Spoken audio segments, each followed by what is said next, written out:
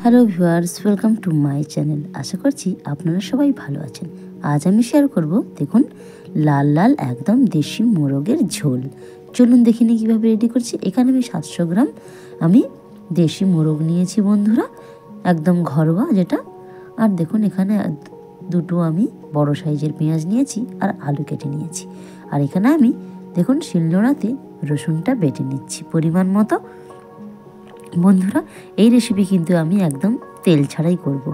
আপনারা হয়তো ভাববেন তেল ছাড়া আবার কি করে হয়। বন্ধুরা, অবশ্যই তেল ছাড়া হয়, এটা আপনারা সম্পূর্ণ ভিডিওতে দেখুন, তাহলে দেখতে পাবেন। এবার আমি আদাটা বেটে নিচ্ছি। আমি কিন্তু সব মশলাই এখানে শিলনোড়াতে বেটে করছি বন্ধুরা। আদা আমার বাটা হয়ে গেছে বন্ধুরা। এখানে আমি 2 টেবিল চামচ আদা বাটা দিয়েছি আর 1 টেবিল চামচ রসুন বাটা। এখানে আমি 6টা শুকনো লঙ্কা দিয়েছি, এটাও আমি বেটে নেব। আপনারা চাইলে গুঁড়ো লঙ্কা ইউজ করতে পারেন। আমি যেহেতু পুরো গ্রাম্য পদ্ধতিতে বাটা মশলা দিয়ে রান্নাটা করছি, তাই আমি লঙ্কাটাও বেটে নিচ্ছি।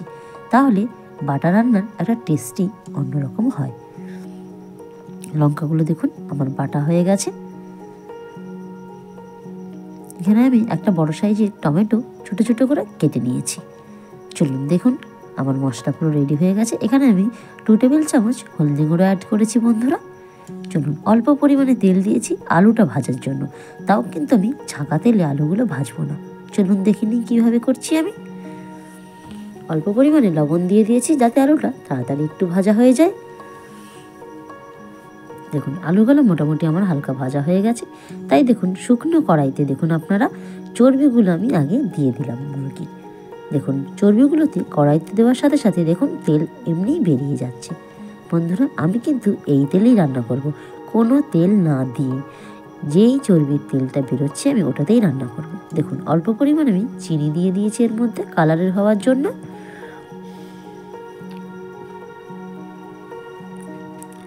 রসুনটা দেখুন লাল হয়ে গেলে আমরা এখানে রসুন বাটাটা দিয়ে দেব। চিনিটা লাল হয়ে গেলে রসুন বাটাটা দিয়ে দেবো। তারপর দেখুন পেঁয়াজ কোচানোগুলো আমি দিয়ে দিলাম।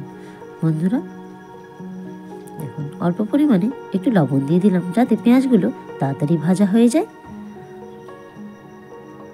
দেখুন আমি কিন্তু একদমই কোনো সরষের তেল বা সাদা তেল কোনো অ্যাড করিনি, আপনারা দেখতেই পাচ্ছেন। বন্ধুরা, আপনারা যদি এইভাবে রেসিপিটা বাড়িতে বানান দেখবেন তেল লাগবে না, কিন্তু দেখুন তেলের কাজটাও হয়ে যাবে। চর্বিগুলো যদি শুকনো কড়াইতে দিয়ে দেন অবশ্যই তেল বাড়িয়ে যাবে। বন্ধুরা, আদা বাটাটা আমি দিয়ে দিলাম। এর ওপরে আমি কুচিয়ে রাখা যে টমেটোগুলো আমি দিয়ে দিলাম, যে একসাথে মশলাগুলো আমি কষিয়ে নেব। এবার আমি দেব লঙ্কা বাটা। বন্ধুরা দেখুন লঙ্কা বাটাটাও আমার 2 টেবিল চামচ হয়েছে। বন্ধুরা, আপনারা যেমন ঝাল খাবেন সেই অনুপাতে আপনারা ইউজ করবেন। হলুদ গুঁড়োটাও আমি দিয়ে দিলাম। মশলাটা একটু কষিয়ে নিয়ে আমি দেখুন মশলা ধোয়া জলটা আমি অ্যাড করে দেব। মশলাটা ভালো করে আমি ফুটিয়ে নেব। বন্ধুরা, আপনারা এই রেসিপিটা যদি বাড়িতে করেন অবশ্যই জানাবেন কেমন হয়েছে। বন্ধুরা, রেসিপি কিন্তু খুবই সুন্দর। আর যদি আমার চ্যানেলে নতুন হয়ে থাকেন চ্যানেলটা প্লিজ সাবস্ক্রাইব করে দেবেন, আর ভালো লাগলে অবশ্যই লাইক করে দেবেন। আমি দেখুন মুরগির মাংসগুলো আমি দিয়ে দিলাম। প্রথম কথা আমি বলে রাখি বন্ধুরা, আমি কিন্তু এই চিকেনগুলোর মধ্যে দেখুন ছাল রয়েছে, কারণ দেশি মুরগি ছাল যদি না থাকে এর টেস্টটা কিন্তু খুব একটা ভালো হয় না। ছাল থাকলে এর টেস্টটা কিন্তু দ্বিগুণ হয়। বন্ধুরা চলুন দেখুন কত সুন্দর মুরগিটা। দেখুন ঢাকা দেওয়ার পরে মুরগি থেকে জলটা অটোমেটিক বেরিয়ে গেছে, সেই জন্য এতেই কিন্তু আমার চিকেনটা সেদ্ধ হয়ে যাবে। বন্ধুরা দেখুন তেল কিন্তু দিতে লাগেনি, তাও দেখুন তেল কেমন। স্বাদ অনুপাতে লবণ অ্যাড করলাম।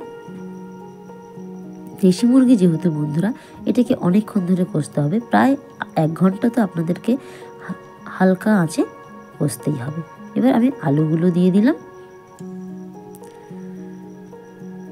চিকেনটা একটু সেদ্ধ হয়ে এলে আলুটা দিতে হবে। বন্ধুরা দেখুন কতটা তেল বেরিয়ে গেছে আপনারা দেখতেই পাচ্ছেন, আর কালারটা দেখেছেন দুর্দান্ত। বাটা মশলা রান্না কিন্তু খুবই ভালো লাগে। আগেকার দিনে মা জেঠিমারা ঠাকুমারা বাটা রান্না করতো, তাতে কিন্তু কোনো প্রবলেমই হতো না কারোর, আর তার টেস্ট কিন্তু দ্বিগুণ হতো।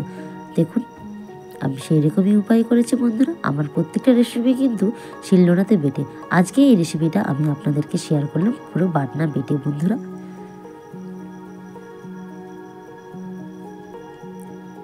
দেখুন মাংসটা আমার পুরো কষানো হয়ে গেছে। আমি গরম করা জল আমি এখানে অ্যাড করে দিলাম। কাঁচা জলটা দেবো না, আমি একটু হালকা গরম জল করে এর মধ্যে অ্যাড করে দিলাম বন্ধুরা। দেখুন তরকারিটা আমার ফুটছে, দেখেছেন। আমি যেহেতু পাতলা ঝোল রাখবো তার জন্য আমি একটু ঝোলটা রাখবো বন্ধুরা। এবার আমি 1 টেবিল চামচ আমি এখানে গুঁড়ো গরম মশলা বাড়িতে করা অ্যাড করে দিলাম বন্ধুরা। দেখুন মাংসের কালারটাও খুবই সুন্দর আর খেতেও কিন্তু অসাধারণ। এবার আমি এটাকে 10 মিনিটের জন্য ঢাকা দিয়ে বন্ধুরা রেখে দেব, আঁচটা বন্ধ করে। দেখুন আমার কেমন রেসিপিটা হয়ে গেছে পুরো সার্ভ করার জন্য। অবশ্যই আমার চ্যানেলে যদি নতুন থাকেন প্লিজ সাবস্ক্রাইব করবেন সম্পূর্ণ ভিডিওটা দেখার জন্য। অসংখ্য ধন্যবাদ, নমস্কার।